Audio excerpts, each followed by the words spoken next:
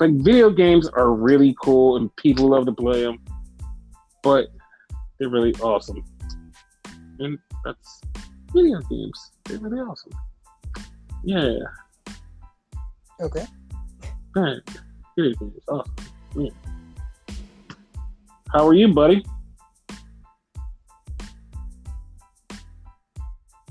Oh, good for you. I'm glad you're exhausted. That's not the right thing to say. Oh. No, but I'm sad you're exhausted. That damn exhaustion is getting to you. Damn you, exhaustion. Don't get to anybody. Damn it.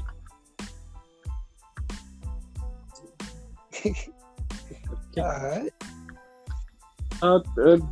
So we're doing another podcast about LeBron James and his scoring title in the NBA. He's very close to it, and we're just so excited.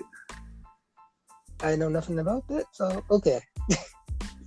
Me too, because I'm actually lying, because I have no idea what the fuck is going on in the NBA. So just what I do know about it is fucking wrestling. Yes. Let's talk about wrestling.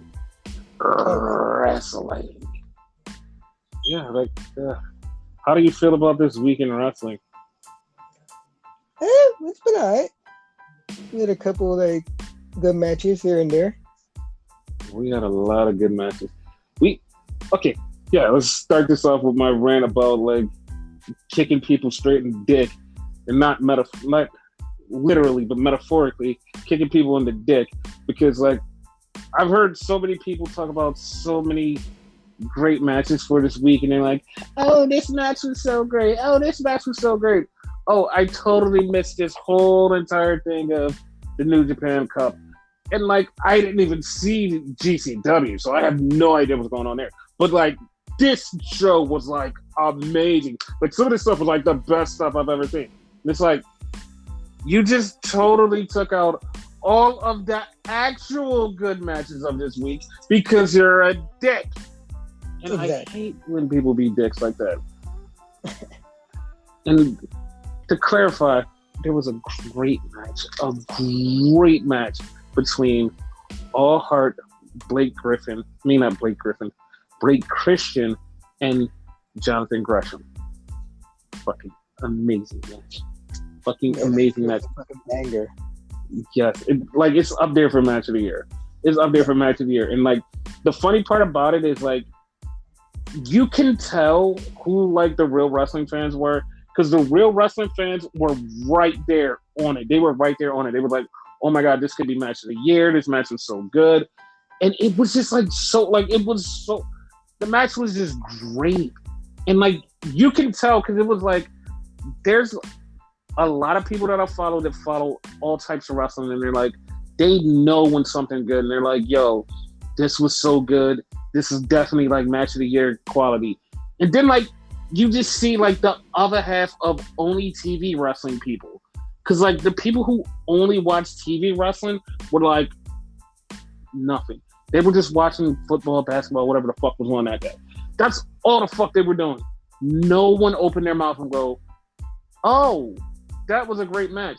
And I've seen a bunch of them. And then when TV wrestling is on, they go, oh my God, I've never seen this type of move before. And it's if you would get out of your fucking asshole and watch wrestling everywhere, you'd be like, oh, this is just normal. I'm glad people got to see it on TV. That's it. That's all.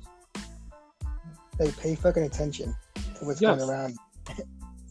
Yes. And Blake Christian, after he lost, he cut this promo about how he almost gave up on life. Not just gave up on wrestling, on life. And he literally said that the fans were the ones who kept him alive. They kept him alive. They gave him the drive and the passion to keep wrestling. And it was that's sweet. That's sweet. And that made me feel a whole nother side to the Blake Christian story. It was I was happy when he got signed to WWE. But when he went back to the Indies, he started showing off this is what WWE passed up on, and he's fucking kicking ass. It's like, yeah, like this guy is fucking awesome. Hopefully he'll have a redemption arc when it comes down. Well, WWE will have a redemption arc because that's on them, not on him. Yeah, that's definitely not on him. Yeah. But, yeah, that was a thing. And then, like, people are like, oh, like, yeah, we stopped watching New Japan altogether. And, like, there's, like, great fucking matches going on in New Japan right now. Fucking ELP had a match with fucking Will Ospreay, and it was, like, a fucking banger. It was, like, the funny part about it was, like, people didn't expect it to be as good as it was, but it was so good that it made people go, oh, shit, like, this is actually really fucking awesome. It was, like, it was That's so the great good. thing about New Japan, like, you expect things to be sleepers, and, like, they be totally awesome. Like, it shocks you. There was a fucking segment that was a sleeper in a match that nobody saw coming because it was Evil versus Tama Tonga. Nobody saw it coming. Nobody saw it coming. It was so good. So good. And it's great. It's great. Bullet Club is not fine because GOD's out of Bullet Club, and GOD is now just GOD with Jado. And Ghetto and everybody else is with Jay White.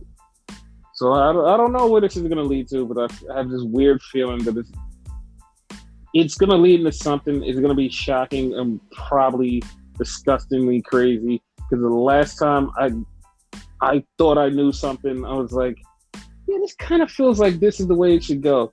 Because like in my mind, I had a vision of something that was happening. I was like, yeah, this is going to happen. And it kind of went that way, and then it kind of got a little bit better with the add-on. Because it was the whole Jay White thing. When Jay White said he had something, and Tama Tonga and his brother was like, no, we're the firing squad.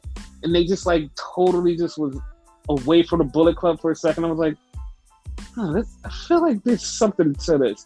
And I was totally right because Jay White teamed up with the firing squad and they went back with the Bullet Club. And that's how Jay White got with the Bullet Club. But now we're on the opposite. Where GOD's out of the Bullet Club. But that's the thing. They fired them. Yes. How's that for 10 events? Yeah. We'll see how that turns out because I have a feeling it's going to be really good. It's going to be really good. My question on that history, like all those guys that turned on them, didn't like GOD technically like more so Tama like kind of hire them all, like every single one of them? Yes, Tama was the one who got all of them in because it's the original four: Carl Anderson, Prince Devitt, Tama Tonga, and Bad Luck Fale. It's the original four.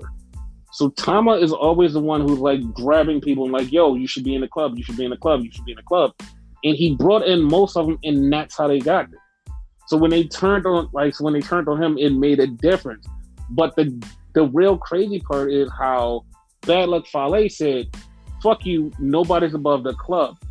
He never, like Tama never said he was above the club. He said, Jay should be, if Jay's going to be the leader, come back and lead.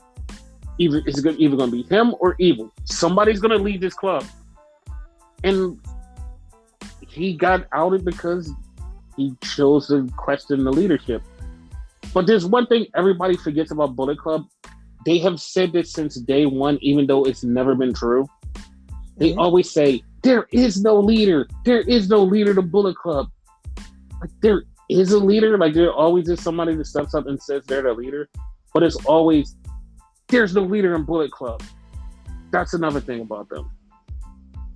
David, fucking AJ, fucking Omega, Jay White.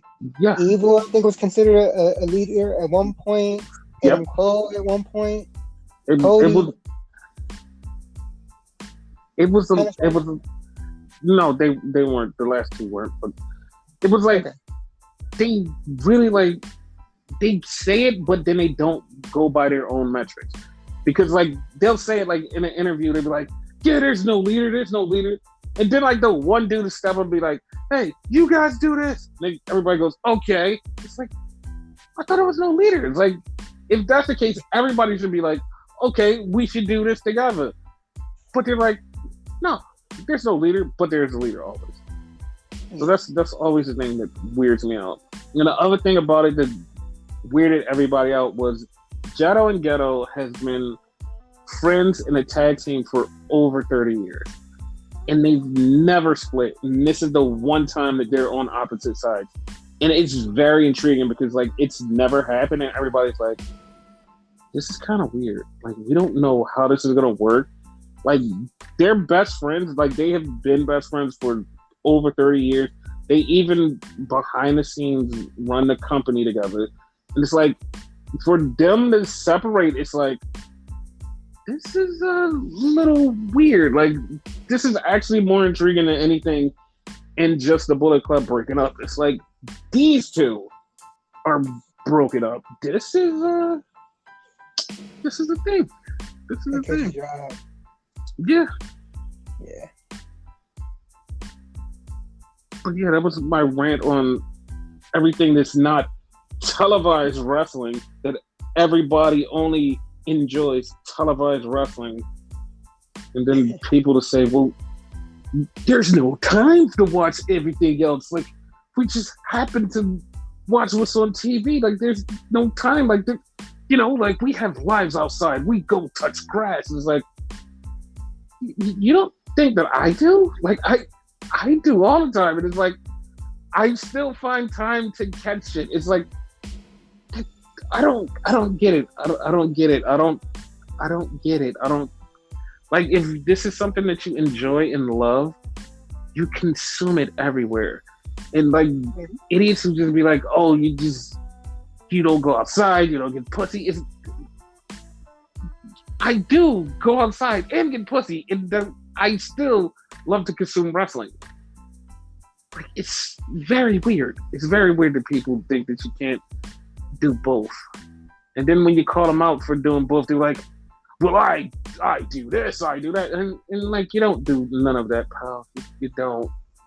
You just say it, and then you just, because when people say, when they project and say, well, I do this and I do that, you watch wrestling all the time because you can't do that. And it's like, you don't know what I can do. Like, you don't know what I can do, so you're projecting what you can't do onto me because you can't do those things. Don't mean I can't. So stop being weird. So, like I said, back to televised wrestling. And this week kicked off with a really, really, really, really, really sad note with the passing of Razor Ramon Scott Hall. Yes, the bad guy. Yes. Memories of the bad guy? What's your good memories? Fucked me up really fucking bad, because, like, me and you just got finished talking, like, right before that, be like, oh, but, like, he's doing good. Later, it's like, rest in peace, Scott Hall. Like, what the fuck? Memories, it's one outside of wrestling that, like, fucked me up, right? Okay. He was on the Jerry Springer show, and, like, he was doing, like, a charity thing for, like, a little kid. Like, I always remember that, whatever. Dude, you do shit out of wrestling? Okay, like, that's my first experience watching something out of wrestling, like the Make-A-Wish thing. Oh, okay. I know it's always been a thing, but, like, you know, that was my first time ever seeing it, you know, firsthand on television. Yeah. Like, my first memory was the Diamond Stud in WCW.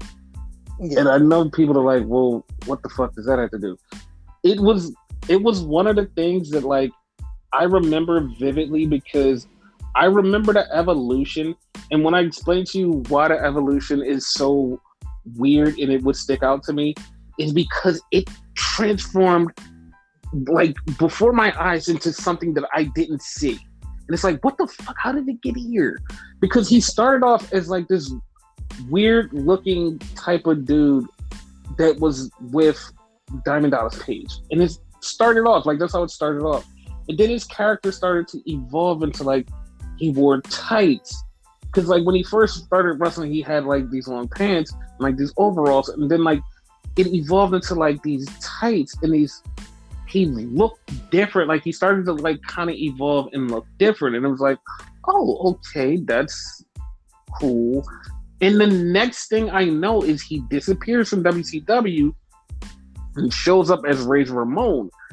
And when he showed up as Razor Ramon, it was like, oh, wait a minute. Like, this is literally the evolution. Like, this is the evolution of that character.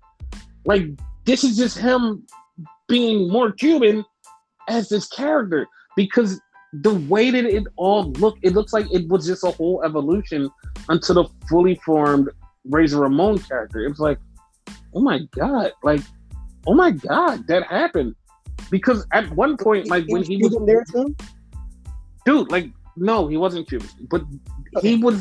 he had another move. I don't remember the move, but he had another move when he started as a Diamond Stud. But when he started wearing the tights, the colorful tights, and looking different, his finishing move started being the Razor's Edge. I think it was called like the Diamonds. It was called the Diamond something, but it was like, oh, like okay. And then when he went further into WWE, it was like, oh my God, like he just perfected that character and took it to WWE. And then he just got better and better. And I was like, oh my God, that feels like a whole evolution of a person over the span of 3 years. I was like, damn, like that's so weird. That's why that always stuck out to me, because it was like, it was the first time I seen somebody evolve from something in WCW to a better version of it until a better version into WWE. It was like, holy shit, like this is a whole evolution story that like you rarely see from somebody. Like it could have been that way for Stone Cold, but like Stone Cold chose a different character to go past from the stunning character to what he turned into. But it's like, it was so weird because it was like the only character that evolved in front of your eyes into something different. And you're like, that was actually weird. It was actually weird. And I loved it. Yeah, that actually is like a true statement. Also, like you could count Scott Hall into that, because Scott Hall's kind of like the evolution of Razor. When you say like the character of Scott Hall, that is. Scott Hall was like, he kind of dropped the. I mean, you could, yeah, because he like dropped the Cuban part of himself and then just became him. Yeah. And it was like, it was so weird because like he had like small flashes of what Razor Ramon could be, but he wasn't like a big talker and wasn't really cool. And it was like, he had these small flashes. And like, I'm going to say something that's going to blow everybody's mind, and everybody's going to be like, wait, what the fuck, that actually happened? Okay. You know, Scott Hall and Kevin Nash didn't just all of a sudden magically first team up in WCW as outsiders. That wasn't their first thing. Yeah. Because there was a Vinny Vegas and Diamond Stud team that teamed up in old WCW in the early 90s that just happened to do it for like once or twice because they had a deal with the whole Diamond Dollar Page thing. And it was a thing, and it was like, oh, this is kind of cool. And then it just all of a sudden disappeared and evolved into other things. How many people remember that? Dude, a lot of people have no idea about it. Because Kevin Nash went through like a gazillion transformations, and Scott Hall just went through like one. He was the Diamond Stud for like a while. He just evolved in the way he looked in his character. And then he went and turned into Razor, and that was it. Like, that was how he became a superstar. Yeah. But yeah, rest in peace, Scott. He been through some shit. So like, yeah. May he rest in peace, you know? Yep. Moment of silence.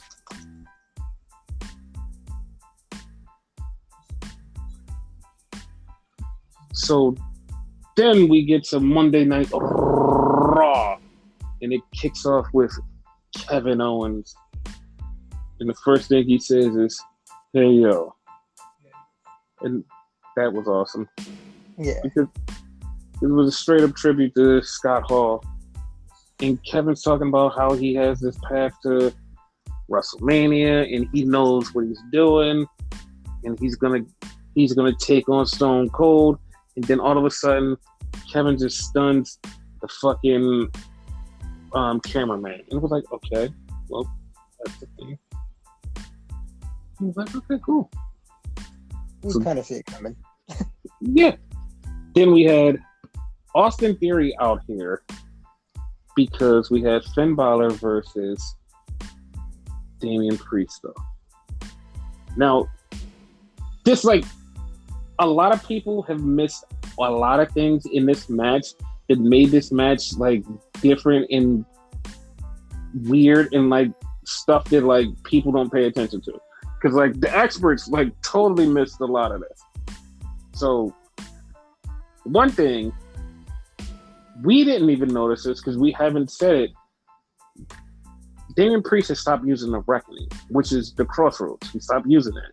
And he started using the Razor's Edge. So it was like, oh, okay. And when people started realizing that, they was like, oh shit, that means something. So they were like, okay, if he does the move in the ring this week, then that means something. We're gonna get to something later. And he did the Razor's Edge on the outside, and he did the Scott Hall walk, tribute to Scott Hall. But then at the end, when Finn gets distracted by Austin Theory, Damian Priest hits the Reckoning, which is the Crossroads, and it just goes, huh, that's weird, because, you know, I thought that, okay, you know what, never mind, no one's going to question it. And then everybody just left it alone. Here's another part that people miss. This Austin Theory thing, Austin Theory keeps fucking with Finn Balor, and they totally keep missing it. Everybody keeps missing it, because they're like, why is Austin Theory messing with Finn Balor? He has Pat McAfee at WrestleMania. Why do you think, you idiots? Because it's setting up for a U.S. title match after WrestleMania, after Finn and Damian have their match.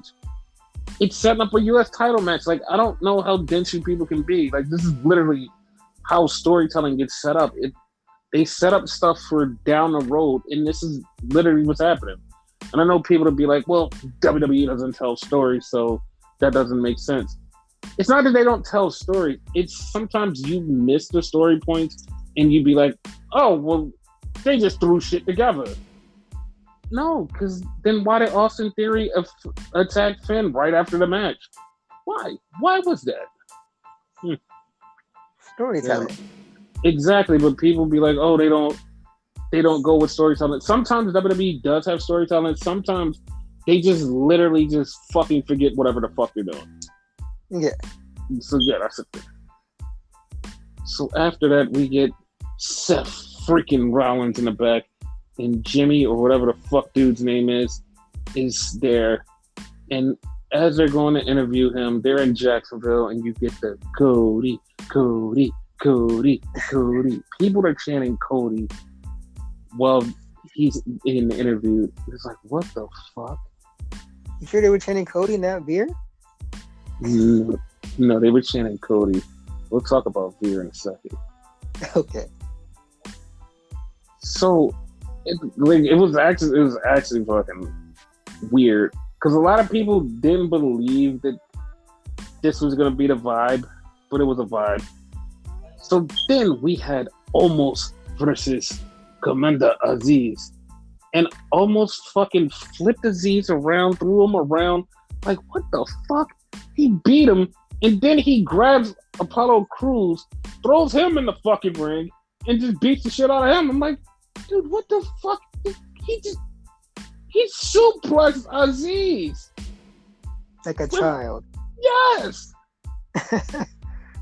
bad. It was bad. Omos is gonna wind up being a beast when they let him loose. Yes.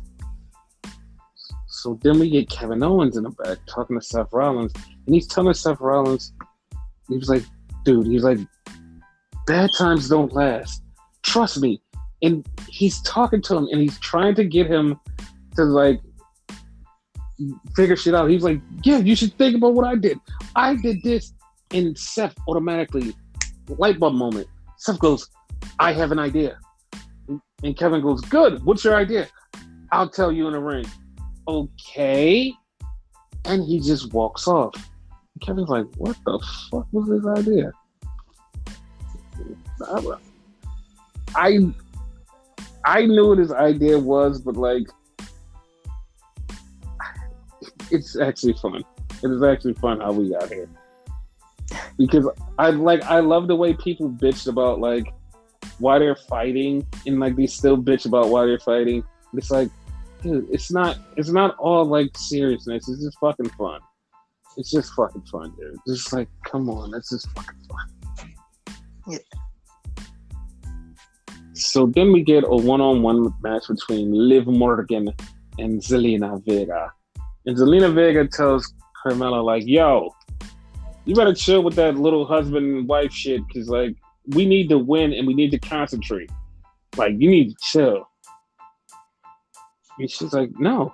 She was like, no, I'm just going to love him as much as I want. And that's going to be it. And she's like, all right, whatever. So they're having a one-on-one match. This is actually a good one-on-one match between Liv and Zelina. And you're like, okay, well, they can go. And Zelina loses to Liv again. It's like, okay. And Zelina sees Corey and Carmella outside, and Zelina is pissed. They're definitely losing the tag titles. Like, I don't know who they're losing them to, but they're definitely losing the tag titles. And breaking up while you're at it. Yes. So then we get Seth Rollins. Comes out jumping around. He's excited. He's got something in mind. He has it all figured out. And Liv and Rhea in a ring, and they're scared. They're like, what the fuck is this crazy psycho doing? He's coming down to scare us.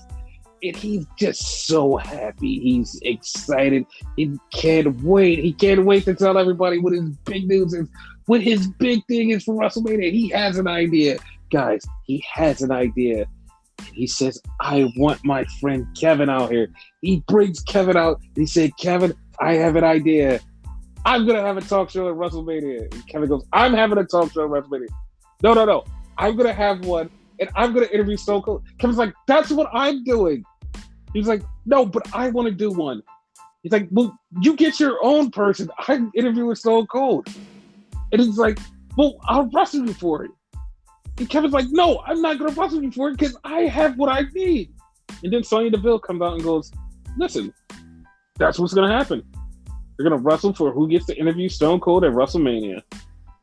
And Kevin's like, dude, what the fuck? It's so funny. I loved it. I loved it because it was just so stupid. Kevin always gets screwed in these storylines and whatnot. Like, it's fucking crazy. Like, I agree with Kevin. What the fuck? I know, but this is gonna be the one time. No, I was gonna say this is gonna be the one time he doesn't get screwed. This is definitely the one time he gets screwed. Like, he's definitely getting screwed this time. Yeah. So then we had the Hurt Locker Business versus the Mysterios. And of course, the Mysterios get the win. And Logan Paul and The Miz is out there. Then Logan Paul gets beat up. He almost gets 619, but Miz saved him. But hey. I would have loved it when I got 619. You have to wait till WrestleMania. He's going to get 619 at the show of shows. The most stupendous, spectacular, bubbling, wobbling, scoopity-doop, booping, scouty. Show of hands, how many people are going to be happy when we don't have to hear Stupendous anymore? You're going to have to hear it. Well, I know we aren't going to hear anymore. On this day, I see clearly. Because Edge got rid of it. Yeah. He's going blind because he can't see clearly. Yeah, he can. But he has a new song. I think it's by Ultra Bridge? Is it? Ultra, yeah. Yeah. This new song is fucking awesome. It's fucking awesome. It fits his new character. It fits the way that he comes out in purple light now. He just is a whole different Edge. I love it. You hear that, people? Purple, not blue. Yes. Then he just cuts a promo on how he's gonna beat AJ Styles, and this is what he's wanted. And he's been waiting to do this, and he said he's lost to a fake Aquaman, referring to Roman Reigns, and he just kept talking shit about everybody he lost to. And he said, well, that's because they beat the old Edge. This is the new Edge. I'm like, all right, well, I still have a feeling you're going to lose to AJ. And like, I don't know what happens after that. But whatever. How about that? Like, whatever. Like, you're still going to lose. It's like, whatever. It'd be fucked up if you win, though. Like, fucked up for AJ, that is. And, like, I'm happy either way. Right. So then we get a match between Bianca Belair and Doudrop with Nikki Ash by her side. I don't know why. Yeah, I was about to ask you that. Like, I feel like they're going to be a tag team or something. They could be. Tag team makes no sense. I mean, they could be. Bianca got the win. It was a good match. Bianca got the win. Then she got attacked by Becky. Becky slammed Bianca's throat into the chair, into the steps, and she said, hey, now your voice is broke like mine. Ha ha! And next week I'm going to cut your hair. Yeah. I'm like, okay, cool. Hair versus hair match. Yes. Then we got a Veer promo. And Veer says he's coming. Veer literally looked like he was coming. Yeah. That's disgusting. So then we had a match between, well, not a match, it was a championship celebration because RK Bro was celebrating their championships, being so cool and everything, and Randy gave him weed. And then the Street Profits came out and said, listen, fam, we not about all that. We want those titles. Like, we beat y'all, we should get a title match. Oh, wait a minute, you guys beat us? And, like, everybody totally forgot you beat us, but everybody got mad when you beat us? And then we realized that this is part of a storyline that was going on for this long, and now everybody feels stupid? That part? Oh, that part. Someone say storyline? Yeah, because, like, people keep forgetting WWE does storylines because they're like, oh, whatever. And speaking of storylines, like, they have the match because it's Dawkins it's Ford versus Matt Riddle, and then all of a sudden the Alpha Academy show up and beat the shit out of everybody. And they say, we're going to WrestleMania. So now, we just made a triple threat match for the tag team titles. Cool.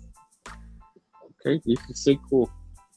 Yeah, like that is cool. Like, for some odd reason, I'm thinking there might be a fourth team in there because the women already had their triple threat, so theirs got to be kind of different. So it has to be a fourth team. Who it could be, I don't know off the top of my head, but probably somebody.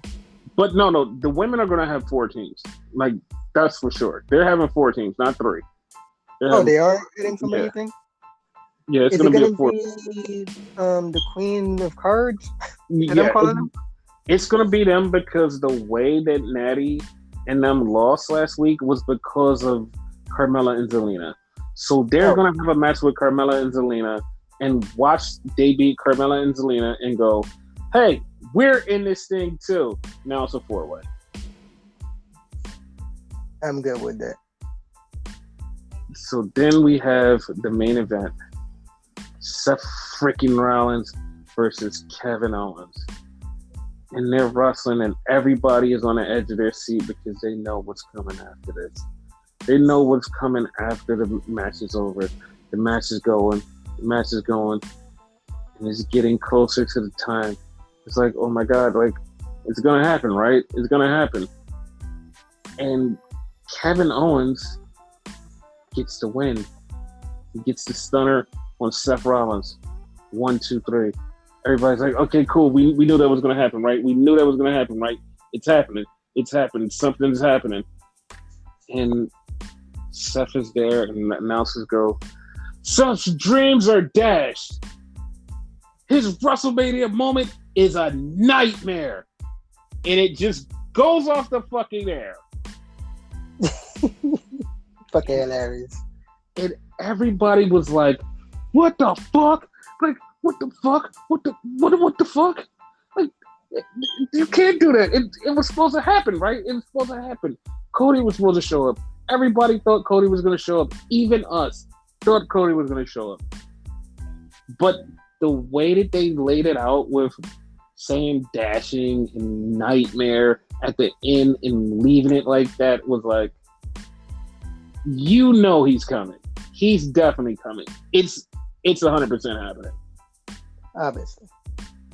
And you want to know where he's coming? WrestleMania. That's it. He's going to be... He's not... That's the thing that I want. And I am almost 97% sure that this is going to happen. They're going to keep alluding to him because there's 2 more weeks before WrestleMania. They're going to keep alluding to him. And it's going to happen at WrestleMania. Seth's going to come out there and say, yo, I want somebody to wrestle. Give me somebody to wrestle. Open challenge. Yep. And it's just going to turn out to be Cody. And it's going to be... one of the literal last second type of things. Yes. Because the thing is, everybody's going to believe that he's not showing up. All of the stuff that they said this week, like saying dashing, the nightmare, and like throwing little innuendos about Cody throughout the show, it was like, oh, this is a done deal. We're just waiting for WrestleMania. Yeah. Because like, it would be, okay, if he shows up next week, it would be, okay, cool. He shows up next week, we still have 2 more weeks to go. Like, the 1 or 2 perfect scenarios for this thing would be him show up the week before WrestleMania, say, I'm your challenger. And then just like, that's it. Like, that's it. Just leave it like that. Like, oh, okay. Well, okay. Well, that's the thing. Just leave it like that. Or him showing up for WrestleMania. Like, him showing up next week, there's no reason for it. Him showing up the week before or WrestleMania is like the perfect thing. I'd rather be WrestleMania. Like, you just wrote like the perfect story right there. So. Yeah. Yeah.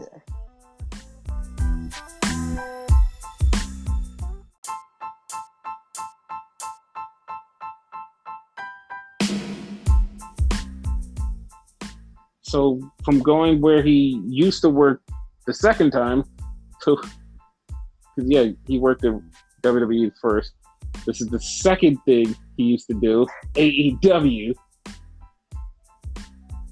AEW started off with a 6-man tag. You know what's all about the boom. Steve Dorsey, baby.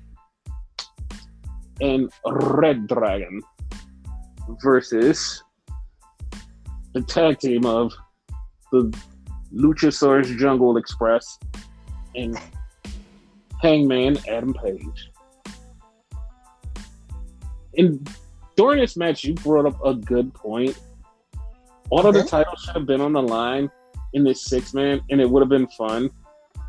Because it would have made people go, oh my God, this is actually a very important match. And, I mean, it was just a 6-man. A lot of people are like, oh my God, the 6-man was so great. They did so much great stuff. And it's like not to shit on anything that anybody does, because that's not what I want to do. It's like, guys, like, this is just 6-man behavior if you watch other stuff. Like, yeah. Fuck. Like they did a triple moonsault off of the post, and like I said, it's because it was on television that everybody goes, "Oh my god, this is the greatest thing ever!" And when it's like, I watch GCW and Defy and Prestige. I've seen this. Like I've seen this before. Yeah, I've seen this before. Oh my god! And AAA is like, that's like so standard. Yeah, exactly. Like Flamita or Vikingo, like, man, it's just normal. And I'm glad you said that because Rush tweeted out something about Los Ingobernables. Like, I don't remember what the new name of their team is, but he's back March 30th, he said? I think he said he's coming back March 30th. I don't know where he's coming back. I don't know when he's coming back, but I do know when he's coming back, March 30th, because he said that. But I don't know what company he's coming back with. But he's coming back with his brothers, and it looks like they're going to just wreck some havoc somewhere. Awesome. Back to AEW. They did a double Doomsday device. Off the, like, on Red Dragon and Adam Cole. But they didn't get the win because Steve Dorsey beat Jungle Boy. And I know people are like, okay, this means nothing. And I'm like, okay, once again, like in WWE, if you're not paying attention to the story, you're missing it. Have you or have you not seen Steve Dorsey beat Jungle Boy time and time again?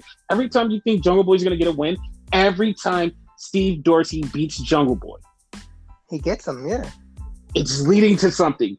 And if this goes the way I want it to go, it's going to be sexy. Because Steve Dorsey wins the title. And then you have Jungle Boy. This is what I want so bad. You have Steve Dorsey win the title. And then you have Jungle Boy challenge Steve and say, listen, I'm going to finally beat you. And then Steve Dorsey beats him again. Jungle Boy just decides to go on this fucking weird ass quest and be like, you know what? Fuck it. I'm gonna figure out a way to get that title.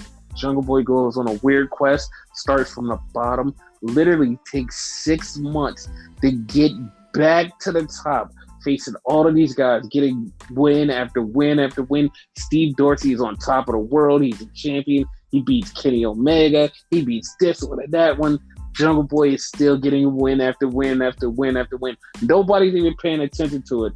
And then Jungle Boy winds up getting all these wins and say, hey, I'm ready to fight you again. And Steve's going to be like, whatever. Like, I beat you all the time. And then they get to a pay-per-view, and then, boom, Jungle Boy wins the title. You confused me with boom for a second. Okay. But I'm good with that. As long as Jungle Boy is still Jungle Boy. If that storyline kind of like says he should be Jack Perry after that, as JR loves to call him. I'm not down with that. No. He's still going to be Jungle Boy, but he's going to be Jungle Boy that literally just fights. Like Jungle Boy that fights himself. Because remember, he's always been in the tag team. Jungle Boy hasn't had that really breakout, I need to be the badass by myself. And he's going to do it. And like, you're going to see like little character tweaks with him. It's not going to be like he's going to be a heel or he's just going to be like Jack Perry. He's still going to be Jungle Boy. He's just going to evolve over like time. Just like the Diamond Stud did, he's going to evolve like his character from like just regular Jungle Boy to like the evolved version of Jungle Boy where you're like, oh my God, he's Jungle Man. Like, they're not going to call him Jungle Man. I swear to God, they're not going to call him that. It's still going to be Jungle Boy. Don't no, but I got you. Yes. That's what's going to happen. He's going to be him, but like more of himself and more badass. Yes. That's what's going to happen. If they go that route, it would be spectacular. Like, it would be spectacular because it would be so great of a story of him just keep losing, and he loses the will. Because if he's the first challenge, people would be like, oh shit, like Jungle Boy lost to him so many times. Jungle Boy's gonna get this win. He has to. And they'd be like, no. Steve just got that belt. Steve shouldn't drop that belt. And Steve doesn't drop that belt. Steve keeps the belt. And he keeps it for a long time while you build up Jungle Boy in the background. Like and I know people be like, there's a million people who should have matches and win that title. Yeah, there are. But if AEW stays true to what AEW does, they build stories, long-term stories, and then pay them off. And then you go to the next thing. This is one of those things where you see it from another side and you're like, oh shit, this is a long-term story that's going to get paid off eventually. Another thing, to give yourself, your flowers, whatever, right? Mm-hmm. You said from the beginning when this company started, Jungle Boy and fucking Hangman Page were eventually going to be champions. Hangman Page is the current champion. So, Jungle Boy's day is going to come soon. Side note, I wouldn't mind if he changed his name to Jungle Man, though. I'm just saying. That's just me. No, because it's gonna be sad because he's gonna be grown up and he's Jungle Man now. Or you could shorten it to JB. Okay, I'll go with JB. So then we have a backstage promo with Limitless Keith Lee, Ricky Starks, and Will Hobbs. Like, this was actually kind of confusing because I swear Ricky said that Will Hobbs was going to face Keith Lee on Rampage. But then later on, you find out that Keith Lee is facing Max Caster. It was like, the fuck? Like, that was really weird. No, I'm there with you because I swear he said that. I don't know what the fuck happened. Yeah, it was weird. It was like, the fuck? Like, maybe he misspoke, but like, yeah, Max Caster is going to face Keith Lee. So that means we're going to have Will Hobbs versus Keith Lee eventually, which is what I wanted. I didn't want it to just happen. That's more pay-per-view worthy, so it's cool. Yes. And then something Renegade wanted, because Renegade said to me, hey, is Chris Statlander still a goddamn alien? I said, you know what? I don't think so. And Chris Statlander was in the mirror rubbing off alien paint and becoming more human. I'm sad. You asked for it. No, but I was wondering whatever, because like they don't say she's an alien no more, like other than the intro of the best friends thing. She doesn't even boop anybody anymore. Yeah, because she's not boop worthy. She's a woman. No. Whatever. So we had, speaking of the best friends, we had the best friends, Wheeler Yuta and Chuck Taylor against Moxley and Bryan Danielson with William Regal on commentary. This is very funny because when the best friends come out, William Regal goes, Masked Man, who is the demon with the best friends? And Excalibur goes, that's Danhausen. Oh. It's like, what the fuck? Like, that's literally what he said. He goes, Masked Man, who's the demon with them? That's Danhausen. Okay. He doesn't know Danhausen. He doesn't know Excalibur. Yes. That shit was funny. So then they have the match. Wheeler Yuta gets his ass beat most of the match. And he just gets beat. And so did Chuck Taylor. And they beat Yuta. And then best friends go to leave. While William Regal's in the ring. And Yuta says, no, I'm going back. Yuta goes back. Gets in William Regal's face. Regal slaps the fucking shit out of him. Then he gets back in his face and says, okay, that's enough now. You run along. Like, you prove yourself some more, and then maybe you'll be back. And it was funny because Yuta was one of the names that Brian mentioned when he was talking about putting his crew together. So that's great.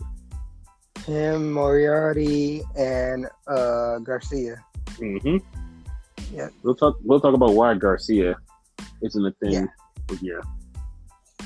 So then we have a backstage promo with FTR, and they're talking, and then all of a sudden the Young Bucks come up and they say, he's like, yeah, you guys was the best tag team, the best there was, which, bing, as soon as they said that was, Bret Hart. Bret Hart coming down to help FTR, maybe manage them, I don't know, but it looks like we're getting the FTR versus the Young Bucks feud again. Which makes kind of sense. Yeah, because now they're back on the opposite side. Bucks are the bad guys. FTR is the good guys. But FTR with Bret, it makes all the sense in the world to me. I love it. Yeah. Hopefully fucking Jackson's actually try this time. Hopefully. So then we have a backstage thing with Max Caster and Anthony Bowens. And then Ricky Starks and Will Hobbs show up. And they're like, hey, you guys better go beat Lucky Keith Lee this week. You know what? Because you guys better help us out. We gonna kick your ass. And they're like, all right, we gonna do it. And then all of a sudden Swerve comes up and says something to Ricky Starks. And they look like they're gonna have a feud. And Swerve walks off. And Max Caster goes, hey, isn't that rapper guy?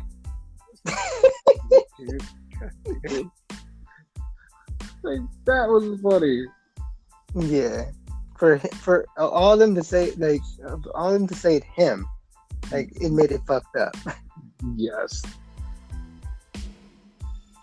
and like looking at that and like looking around, it's like there's a crop of new talent like in AEW, and I know people to be like, wait a minute, but you see them in the Indies.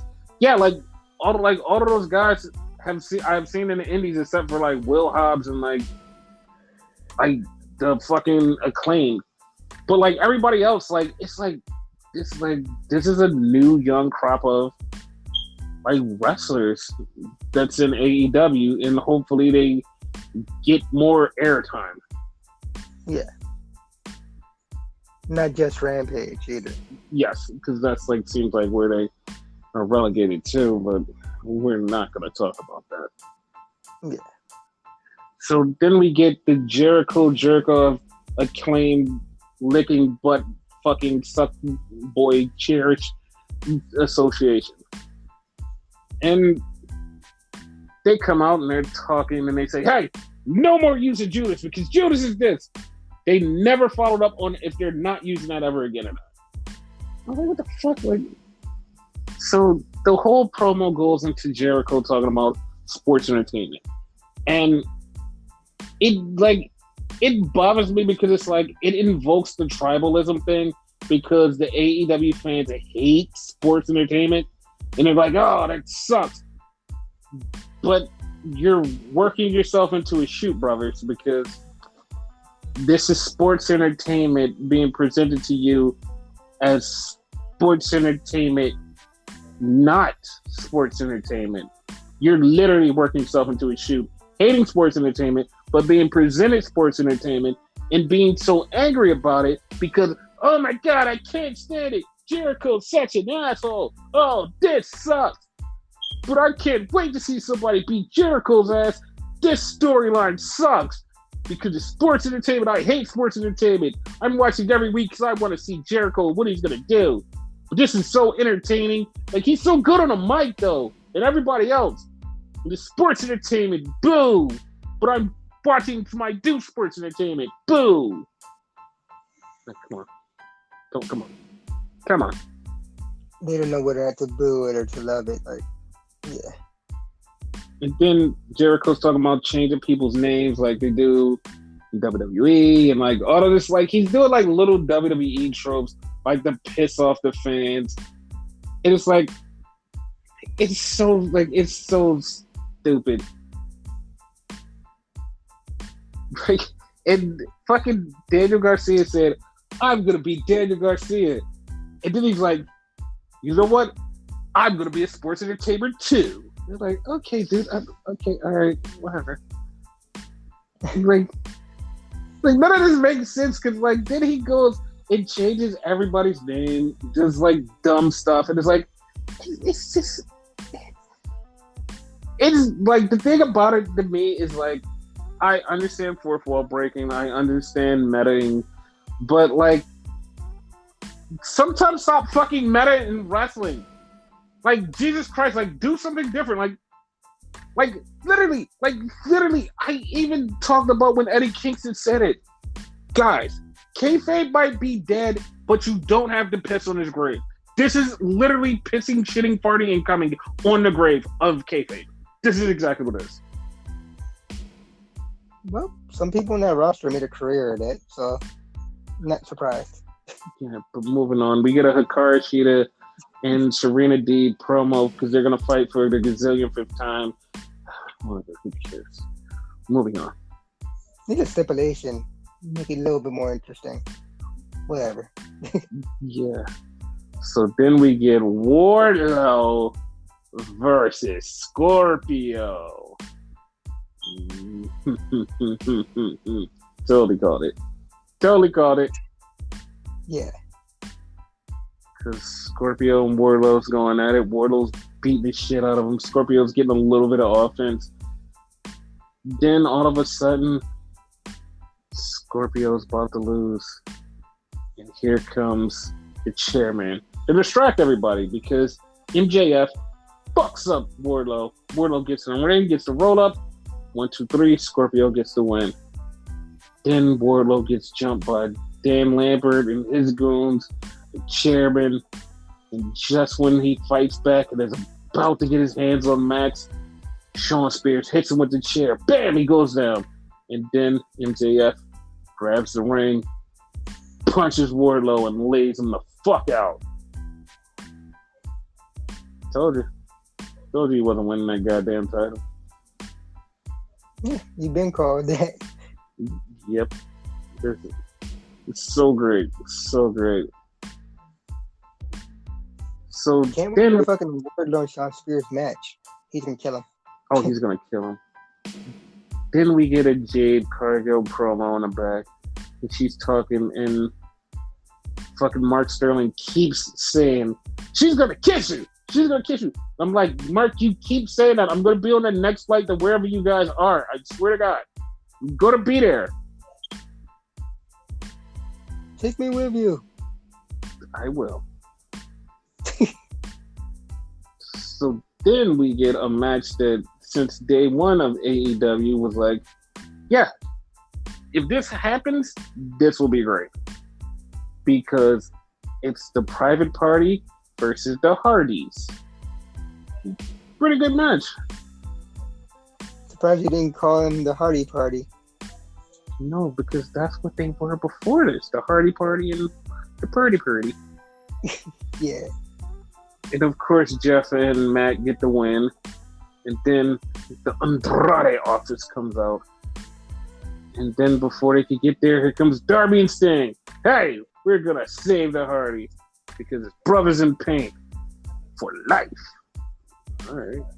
Who cares? That's how I feel, too. Like, who cares? That is true. Like, I didn't care. Yes. And, like, okay. Like, soon as I say this, like, everybody's gonna, like, shit on me for, like, being a blankety blank blank, whatever. I don't care. The main event was the steel cage match between Thunder Rosa and Britt Baker. And I keep saying, like, there's certain shit you shouldn't do in matches, and, like, just because shit happens doesn't make it cool. And I know people are like, well, no, that's not true. Like, you're just shitting on women's matches. Like, dude, like I've said this a gazillion times, probably said it a gazillion in this fucking pod. If you watch shit from outside of this fucking company, you will know that there's other shit involved. Fucking Alley Catch and fucking Jordan Grace had a one-on-one match. Fucking murdered the shit out of each other. Murdered the fucking shit out of each other. It's fucking great. Fucking great. It was one of those matches. It was one of those fucking great matches. Dude, like, women's matches are cool. Women's matches are cool. Sometimes a match that you just see and you'll be like, oh my god, this shit was so dope, and it doesn't be dope. This match was cool to a point. Because they was doing stuff and it was like, okay, cool, they're doing good stuff. And then all of a sudden, refs bump, and you're like, oh, what the fuck? Refs bump, and then another ref comes in. They lock the cage back, which was a good thing. They locked the cage back, which was a good thing. Because I was like, oh, they're going to keep the cage open. We're going to get some interference. They lock the cage back. Then, of course, they go with the fucking trope. And I guess this is me from watching GCW like every fucking weekend. Thumbtacks are overdid. They're overdone. Every fucking big match in fucking AEW that's a fucking hardcore match. Oh, we're going to go under the ring, grab thumbtacks. Boom. Why? Be more unique. Like, use fucking, like, Legos or something. I know that's maybe cheesy or something, but still. No, it's not. First off, it's not cheesy because there was a time a couple years ago where people decided, hey, we're going to use Legos instead of thumbtacks, and some really bad injuries happened. And it was like, we're no use Legos. Because this was like in a CZW match. They was like, yo, we're going to use Legos instead of thumbtacks. They did it, and everybody that fell on those Legos was like, yo, fam, we're never doing this. Thumbtacks are better. Like, no more. Like, no more. This is like, these injuries that came from this, no more. No more. It was so fucked up. They were like, no more. Because real shit with the Legos, right? You see them sell more. Like, you could argue how real or fake that the selling was, but like in my opinion, maybe like it hurt more. Whereas in this match in particular, like I forget who it was, someone no-sold the fucking thumbtacks. Britt Baker, she no-sold the mom. Okay. Yeah, I forget who it was, but I know it was all over her fucking back, and she got up like nothing.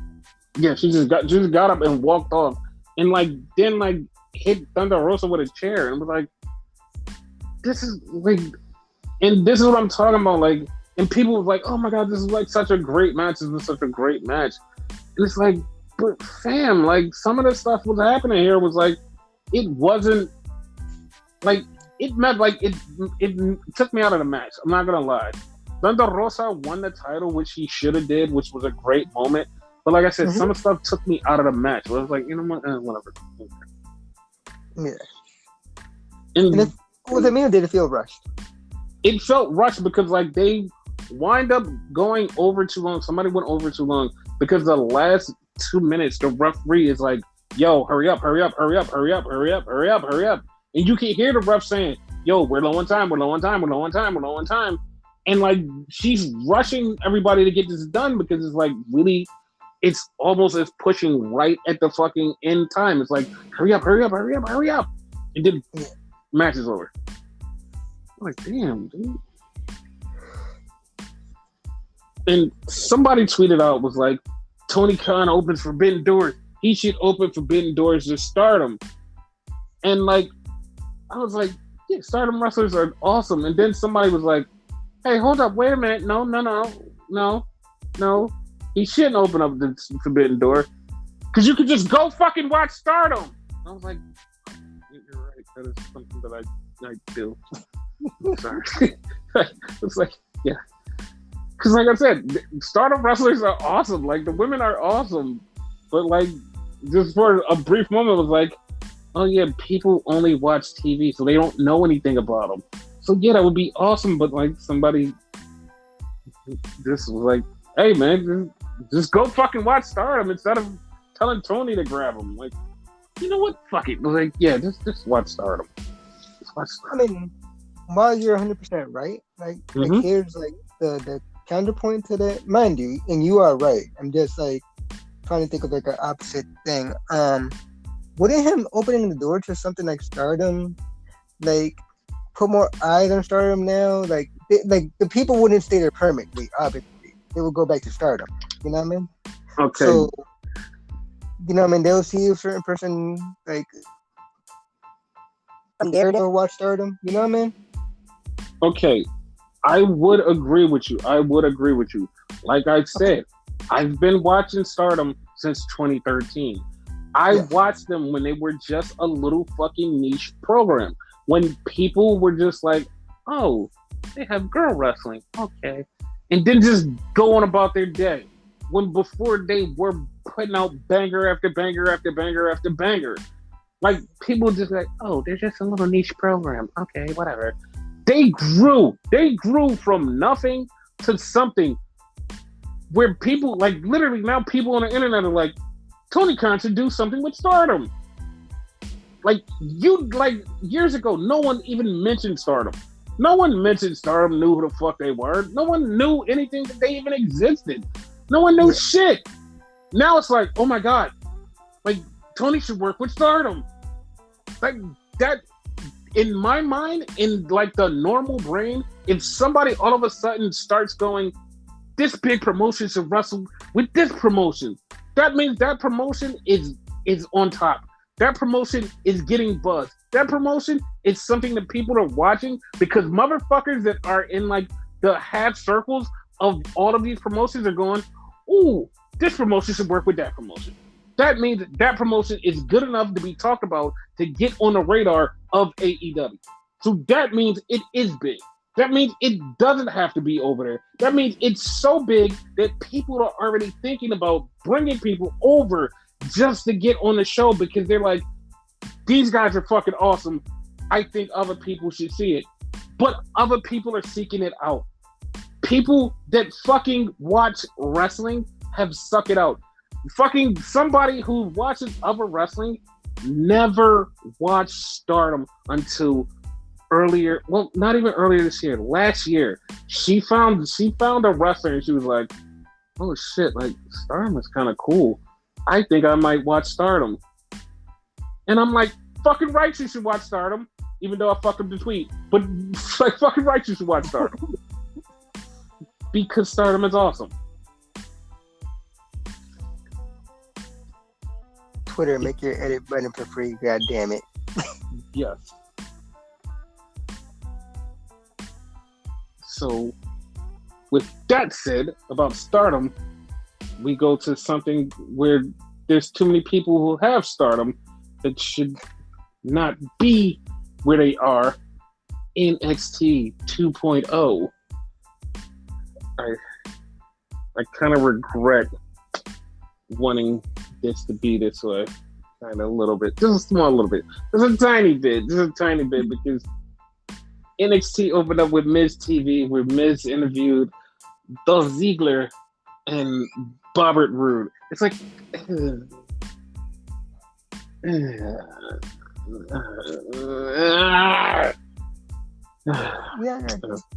it's kind of Mr. Dirk and Dingy days.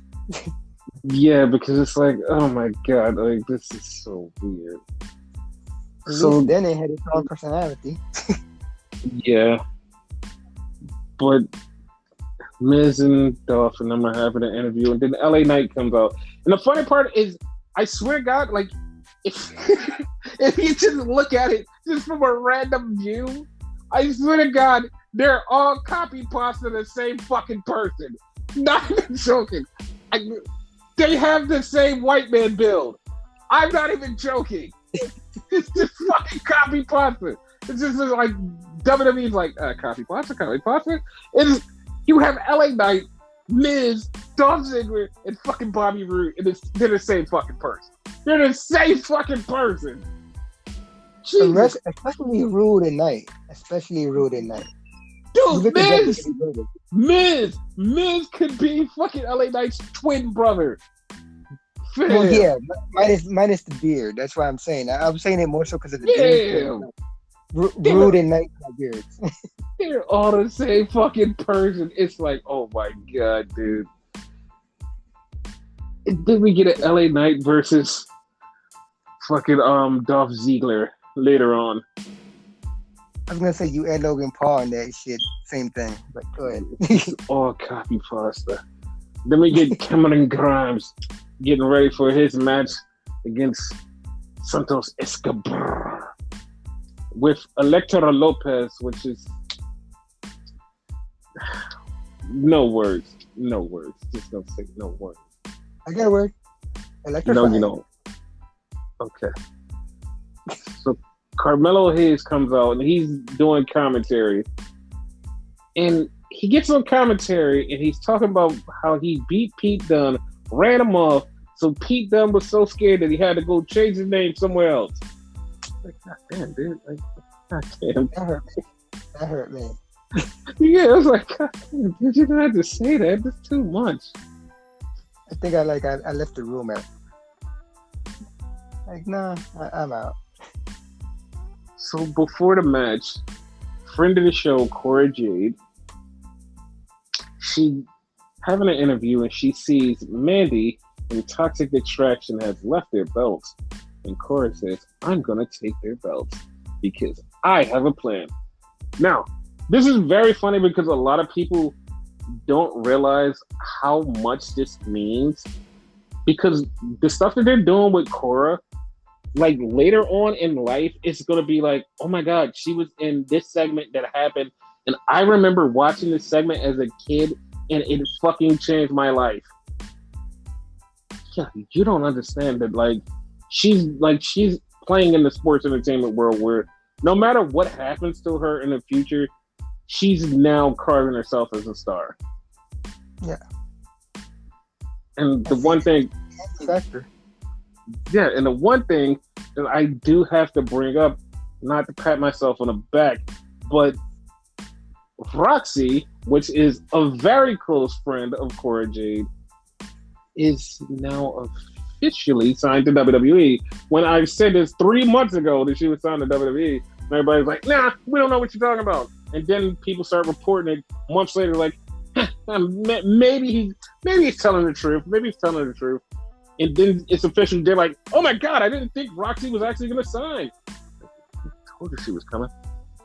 And she signed. No, I don't need any flowers. I don't want flowers. You don't give me anything. I'm good. So then we have the Cameron Grimes Santos Escobar match. The winner gets put in a ladder match, and Santos Escobar beats Cameron Grimes. Now, you asked me a question after Cameron Grimes win, because he talked about it in an interview later, how he's a disappointment, how his dad wanted him to become a wrestler, and he's here, and he was supposed to win a title, and he's done nothing. I do see him as a failure.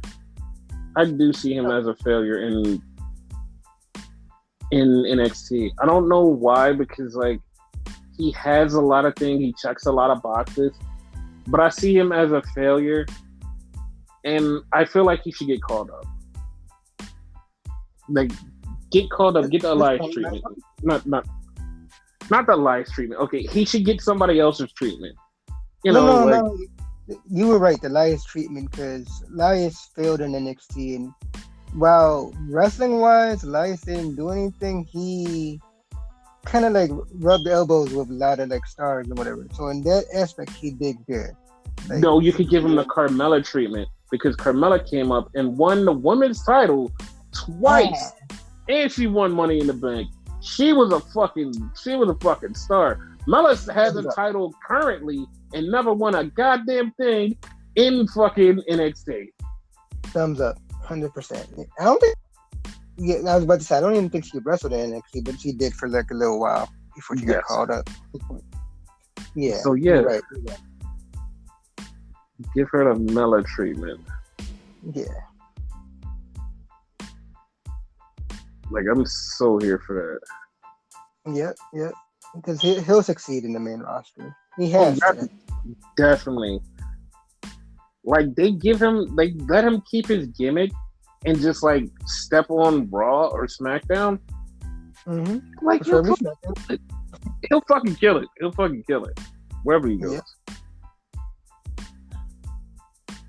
So then we had one of my favorite matches, which I fucking hate people because like no one even credited this match as actually being good because they was like, no, we don't watch NXT. We're too highbrow for that.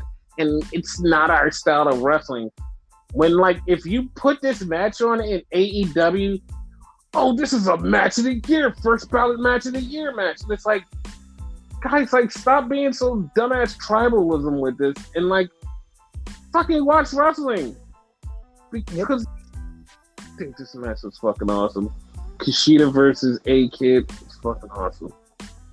Yeah, it was good as shit. Better than I thought it would be. Oh no, it hit the mark for me.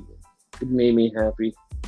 And A-Kid wins. Now A-Kid is one step closer to going into the next week where he has to fight somebody and get in a ladder match. And then once he gets in the ladder match, he's gonna win the title, I think.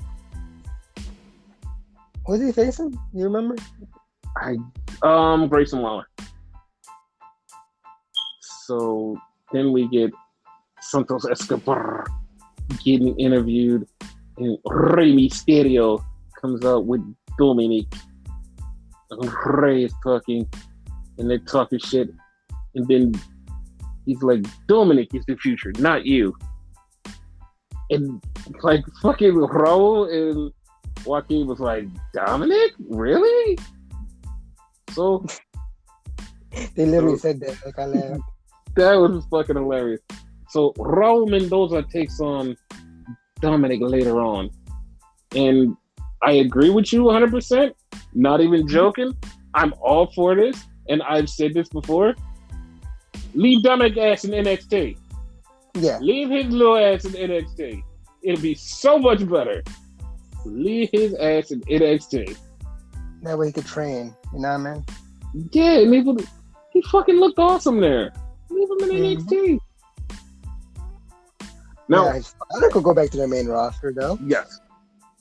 Now this is like, once again, this is why I fucking say every goddamn time about magical girls. You don't watch the fucking anime, so you don't know why.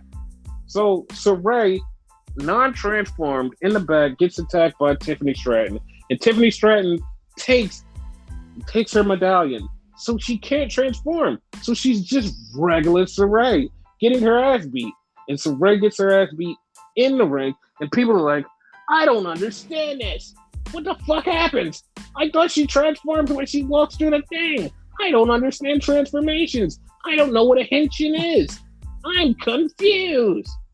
Like, you don't fucking watch anime, so you don't fucking know. This is so funny because like this is like seriously an anime fucking move.